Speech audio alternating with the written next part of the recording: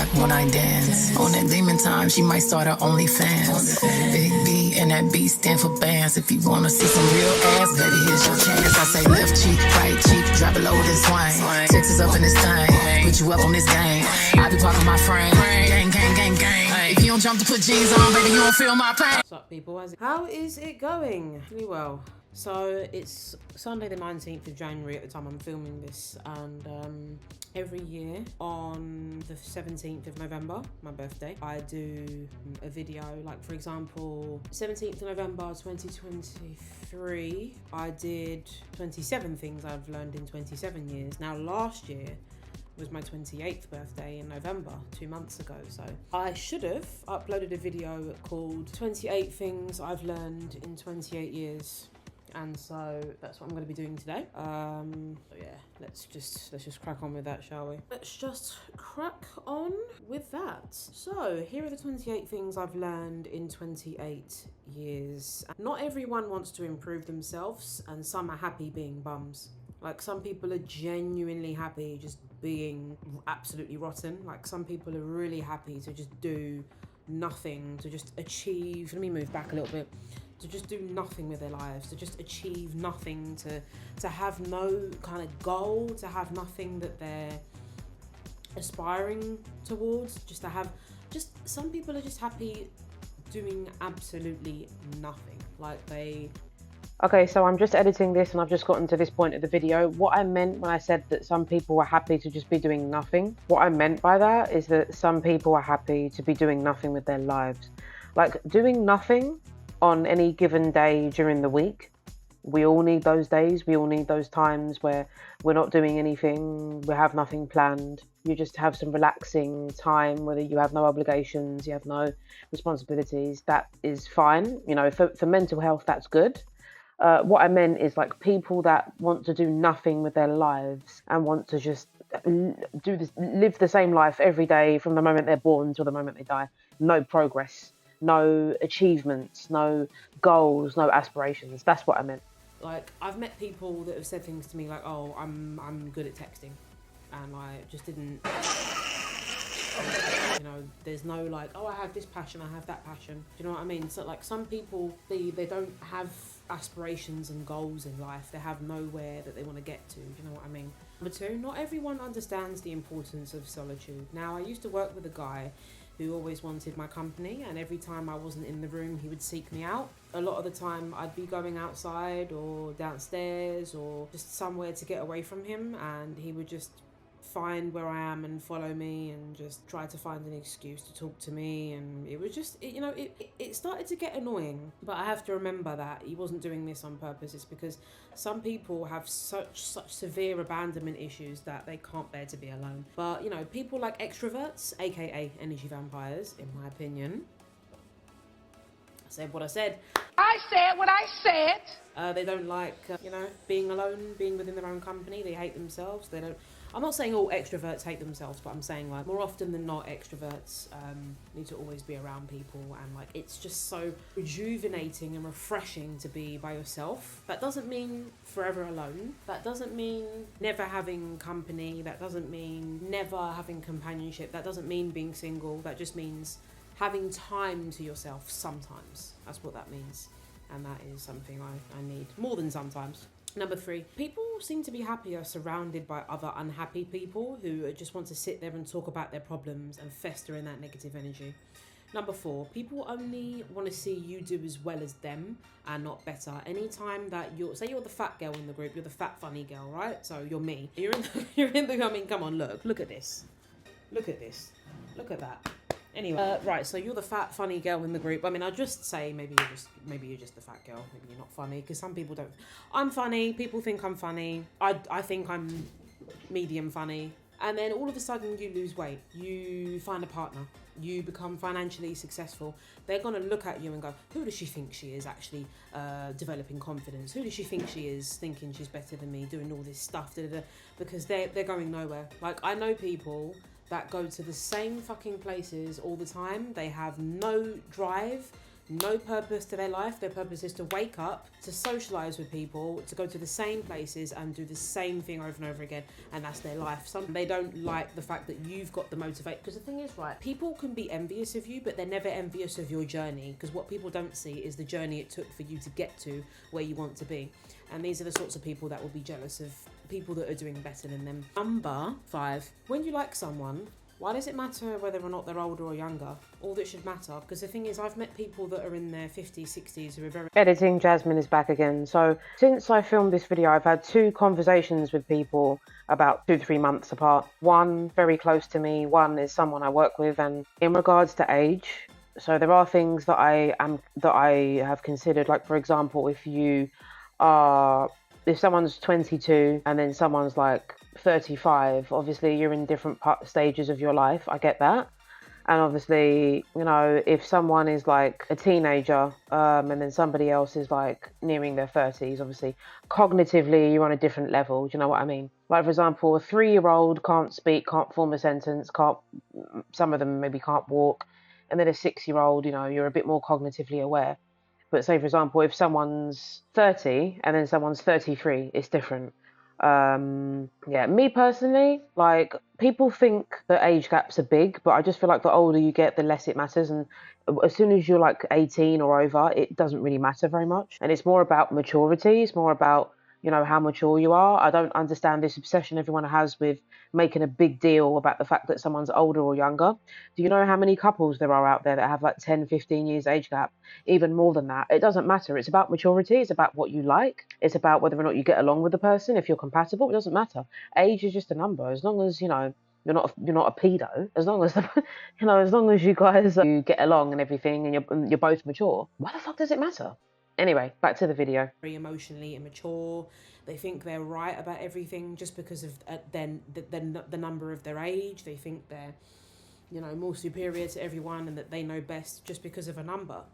And a lot of the time that ends up just not being the case. Number 6. Most women seem to think being a mum is a personality trait. I've noticed that. A lot of women, it's, oh, my kids. Now, number 7. Men think, this is just my opinion, that if a woman can figure something out quickly, like, here's an example. When I'm texting a man, now, my brain works very fast, right? So I'm texting a man, he said something, and within 5 seconds, I've read it, responded, and that's it. Say he said something like, how are you, you know, what you been up to today, you done anything special? And then, like, you know, I just reply back with whatever. And I get this sort of vibe of, not just a vibe, I get the text message in response saying, oh, have you actually read what I said? It seems like you don't actually take the time to read what I say, you just reply. No, the thing is, I read fast. I've been reading my whole life. I like to read books, I like to read fanfic, I like to read, you know, to read everything. You know, I tried to read Harry Potter when I was younger, but, you know, I mean, I stuck to books like Semi-Perfect by James Pope, my favourite book. Yeah, I like reading. If I've been reading my whole life, obviously I'm gonna, you know, be able to read fast. But anyway, I've noticed that men underestimate women's intelligence a lot. Number 8, and this one has been the most prevalent over the last 5-10 years, men don't like the sound of women's voices. Now, my voice is a little bit deeper, so I guess it's less, I experience this less often, but there are some women that have like a little bit of a higher voice. It's kind of up here, it's kind of a bit heady, like kind of like this. And it's annoying for a lot of men because it sounds like, you know, they've compared it to like a fly or a mosquito, or, you know, just like a little child, you know, just like a voice that's high-pitched and annoying. A lot of people just don't, well, a lot of men just don't like it, their voice. And a lot of the time it reminds them of their mothers, you know, when they have to listen to a woman speak. And a lot of the time I've noticed men prefer to do most of the talking in conversations, and they don't like to give the woman the same amount of time to speak as them. They want to overpower almost every single conversation that they have with everyone. Men speak to each other, and a lot of the time they don't even let each other talk. I've heard men and women talk, and the man usually wants to dominate the conversation. Yeah, men do not like the sound of women's voices. Number 9, if you have to inquire about the price of having something done online or in person, it's likely expensive, because if the price was affordable and reasonable, it would be advertised. Number 10, people are happy to choose comfortability over what is right for them. Now, let me take an example. There is a scumbag lowlife POS who emotionally manipulated me this year and deceived me. I'm not going to get into the full nitty-gritty of it, but this individual is staying in a situation where they feel trapped, and their partner is in a situation where they're constantly begging for this person's love and approval all the time, but they're still together with each other because they feel comfortable and it's familiar to them, rather than the narcissist and the BPD person going their separate ways. People are, I've noticed this a lot. A lot of people stay with each other. Like, there are couples that no longer have sex, but they're still together. And apparently it's quite common. They're still together because of the companionship, because they feel like they're friends with each other. Sometimes children are involved, and that's the reason why. In the example I've just given, that's one of the reasons why these two individuals are still together, even though every sign points to divorce. Number 11, no one you work with cares if you lose your job or not. Now, I've noticed this with my last job, since I've left, the people that I used to hang out with, that used to invite me to theirs, no text, no call, no voice note. Hey Jazz, how you been? You want to come over? Nothing. Yeah, a lot of people don't care if you lose your job or not. They don't give a shit. They could not care less. Their life goes on, your life goes on. One thing I would say, learning a skill, don't underestimate it. You could be fired, suspended, or feel pressured to resign at any time. Your employer would replace you tomorrow. No one gives a shit if you lose your job or not. Nobody cares. There's someone waiting the second you lose your job to take your job. Number 12, most people are unable to truly see things from your perspective. People's level of understanding only go as far as their perception. People are not able to, most people don't have the empathy. Empathy is something that, I saw a post on Instagram that said, if there's one thing you could change about humanity, what is it? And a lot of women said they would increase men's capacity for empathy, because a lot of the time men don't feel enough empathy. So yeah, or they try to suppress the empathy, which is stupid. Most people are unable to empathize with you. They're unable to understand your psychology, or even try to. Most people are mentally lazy. They can't take the time to think about why somebody would act in a certain way, why somebody would do something. Most people are not introspective, they're not perceptive. Most people's brains most people have a low capacity for intelligence. I'm not the most intelligent person, I know that. I suck at maths. I'm very good at language, but I suck at maths. Not perfect at language, just very good. And confirmation bias is something that's becoming more and more popular. So confirmation bias is the tendency to interpret new evidence as confirmation of one's existing beliefs or theories. Now, say for example, let me pick a really weird analogy. So BMW drivers, for example, I'm sure there are lots of BMW drivers that are nice. I'm sure they exist somewhere. Say for example, somebody meets a BMW driver, overtakes them. A few weeks later, they see a BMW driver that caused the car crash. A few weeks up, and it happens a lot in Ilford, believe me. And then you fast forward a few months or a few weeks, and you see a BMW driver taking over someone, shouting. Usually it's like a young Asian guy, or it's like a young guy of some sort of race, or it's like sometimes it's really bitchy, toffee-nosed women. But yeah, BMW drivers don't have a very good reputation. Now, if you see something like that, that's going to reinforce your belief of BMW drivers are all POSs and none of them are good people, which is not true. There's exceptions to every stereotype, and that leads me to people only understand and see things from their perspective. People are not willing to see things from your perspective. If people don't like you, they're not going to try and understand you. And even if people do like you, a lot of people have a hard time understanding why people do things. Number 13, drama, TV or phone screens. I'm watching Yasin Kengis. You know that guy, right? Yeah, anyway, I like the song. I know I'm weird. That's me. Proud I can be who I am. I'm authentic. It's why I'm not surrounded by friends, because most people are fake. I'm not fake. So drama, TV, phone screens, endless scrolling, gossip, hate watching, being chronically online is a bigger addiction than any drug, having sex, alcohol, anything. Nicotine, everything. It's a bigger addiction. More people are scrolling on their phones endlessly, addicted to this handheld device more than they are. You know, social media apps are constantly fighting for your attention. You know, Snapchat, oh, look at this Snapchat from 8 years ago. Oh, Facebook's like, oh, look at this memory from 8 years ago. And then, you know, you got, what else you got? You've got TikTok, oh, such and such is waiting for you. Oh, this person's gone live. And you've got WhatsApp. Oh, you've got 3 new notifications. You've got, you know, every app is constantly fighting for your attention. And, you know, that's what keeps us addicted. But anyway, it's a bigger addiction. Number 14. Most people seem to have a mindset of, if it doesn't affect me right now, in this moment, I don't need to learn about it. Now, say, for example, I don't know, like say somebody doesn't want to learn survival skills. And then say they find themselves in a situation where they have to ration their food. They are living in a country where there's war, there's famine. That person could have taken the opportunity to learn whilst they had the chance before the negative event happens, because those skills are now useful. But how most people think is, oh, well, this thing doesn't affect me right now. Until it's on my doorstep, when it's too late, I'm not going to learn it. That's how most people think.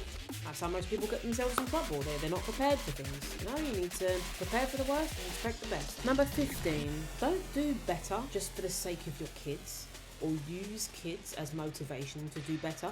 You should be doing better on your own and for you, because what point is a life spent unhappy and living for other people?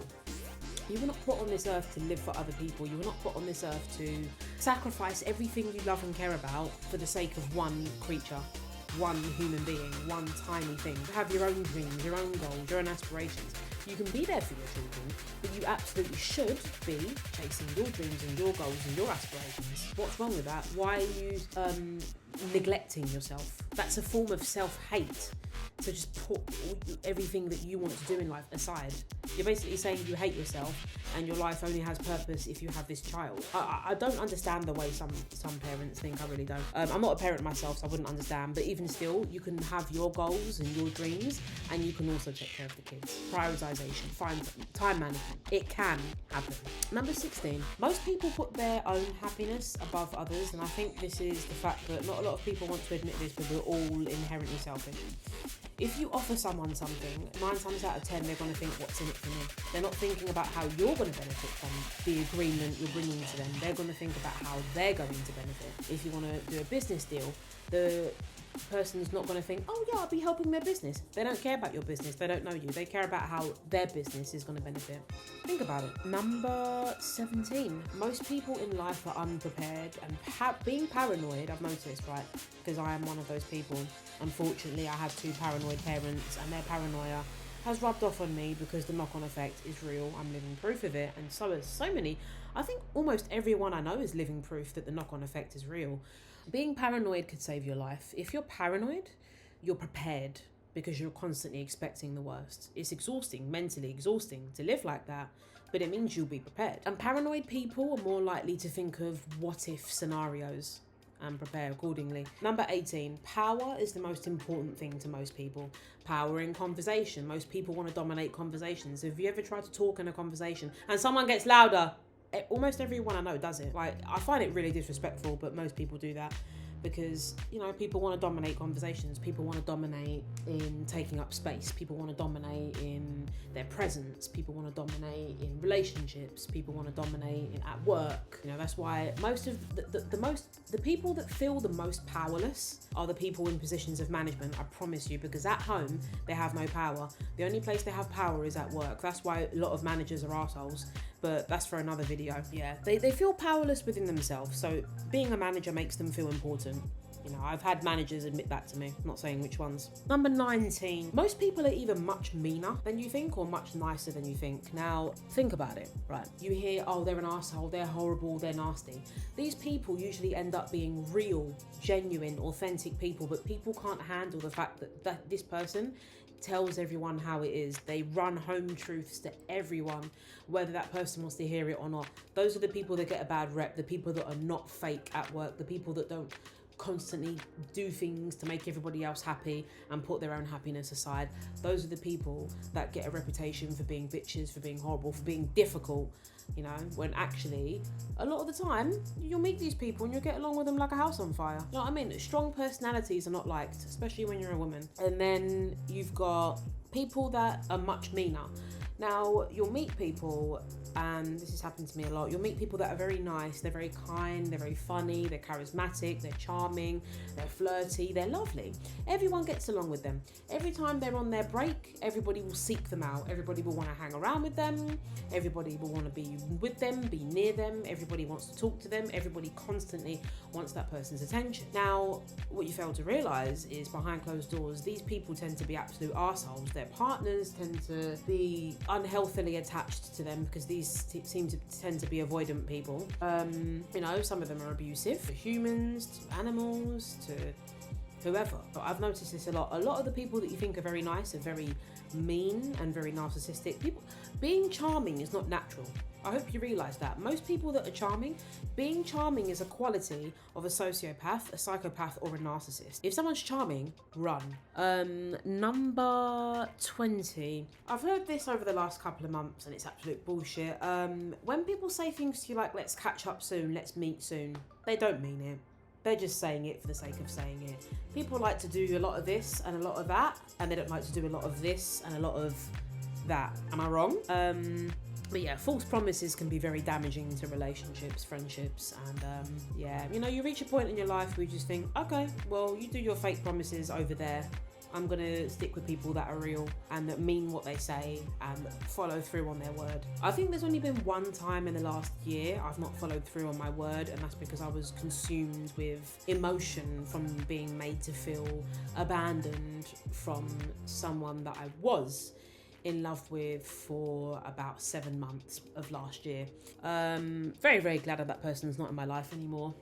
But I do hope karma gets them. Number 21. No one actually cares about you. When you take pictures, like group pictures, you look at the picture, who are you looking at? Are you looking at your friend and going, oh my God, why did she smile like that? What's she got in her? No, you're not. You don't care. You think your friend looks great, right? When you look at a picture, you're looking at yourself. You're looking at yourself and you're going, oh, why was my bit of hair like that? Why didn't I fix my shirt before? Why did my belly look like that? Why are my teeth? Like, you know, you're looking at yourself. You know, this is what I mean. And like, when you start talking about your problems, like say you go to work and you rant about your issues like I used to, people don't give a shit. People are trying to get away from the conversation. I had a girl, not in my last job, but the one before that, that basically said to me that I was complaining all the time and blah, blah, blah, blah, blah, and went to the boss about, oh, she keeps complaining, da, da, da, da. Like, she couldn't even say it to my face. Like, you know, people don't give a shit. And this woman acted like a friend. She acted like she cared. She didn't. I'm not gonna lie, I've never been a fan of Capricorn women. I'm a Scorpio, and I'm a lesbian. Scorpio and Capricorn are meant to be like this. They're meant to be soulmates. Nah, not for me. Every Capricorn woman I've met is like, just, there's like a fakeness to them. There's like an element of them that it's impossible to get close to them. And Scorpios are like that, but Capricorns are like that on steroids. They have a good work ethic. I'll give them that.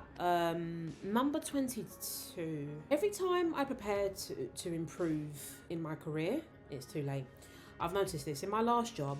I would make a lot of mistakes with communication. I would tell the front of house last minute that things had run out. I was not on my A game, and I went on a holiday, and when I came back I thought, right, I'm going to do this, I'm going to do that, I'm going to be better. It's too late. This is why you have to improve from day one. From the day that you're there, you have to be perfect at the job, and you can't, it doesn't matter if you no longer give a shit about the job, because we all reach a point where we no longer give a shit. You have to keep that effort up no matter what, otherwise your job is toast, it's finished. Now, number 23. Most don't mean what they say. They say things as a passing comment or a joke or a microaggression. A lot of people disguise insults as jokes to get away with it. They will make nasty remarks about you in front of you. Yeah, this is how people are. Number 24. Almost everyone seems to be happy to judge you based on appearance alone. The saying, don't judge a book by its cover, clearly means nothing to the general population. Because people take one look at me. First of all, the most common thing I experience is being misidentified racially. People seem to, like, racially looking at me, people want to chuck me in the black box. Now, yes, I'm black, I'm also white. I'm both, I'm in between. Do you not understand that? I have one black parent, I have one white parent. They came together. Like, here's a perfect example. Why is it that dogs get more respect than human beings? If you have a Labrador and a poodle, that's a Labradoodle, right? Married together, Labradoodle, yeah? You don't call it a Labrador, you don't call it a poodle, you call it a Labradoodle because it's both. Why do half crossbreeds get more respect than mixed race people such as myself? And a lot of mixed race people seem to be delusional about their race. They think they call themselves black. You're both. What is this obsession everyone has with ignoring one side of your DNA and just focusing on the other side? People will say, oh yeah, but the black side's more prominent. Is it though? I'm very pale for a mixed race person. Is it? Really? Like, okay, you might have, my phenotype I'd say is mixed. You look at my nose, it's not too flat, it's not too long, it's somewhere in between. My skin, it's more on the white side than anything. If you have one black, one white, you're mixed. Why are you neglecting one side of and just focusing on the other side? What, so because, oh yeah, but the world's gonna see me that way. The world is stupid. The world is uneducated. The world is indoctrinated. Look at who you are and teach people who you are. If you're black and you're white, own both sides of that. Own all of it. You are mixed. You're not white, you're not black, you're mixed. Own your mix, all of it. Number 25, if you want to learn who cares about you, stop frequenting the places you usually frequent. If you work somewhere and you stop working there, don't go there anymore. If you go to a restaurant usually, or a cinema, and you see the same people, stop going to those places and you'll see who your friends are. Your true friends will still want to be in touch, still want to be your friend, regardless of whether or not you hang out near where they hang out or not. But yeah, 9 times out of 10, this is 26. 9 times out of 10, I've been busy means I didn't want to talk to you. I still don't. I keep trying to get out of talking to you because I'm not mature enough to say I don't want to be friends with you anymore. That's what that means. Number 27, men don't want to date women. They don't. They want to sleep with women. They want to marry women, but they don't respect them. They don't see them as equals. They don't want to try and understand them fully, which would make their experiences with women 10 times better. This is especially true where bedroom affairs are concerned. The man does not want to learn the female anatomy and then will complain that he can't please his woman.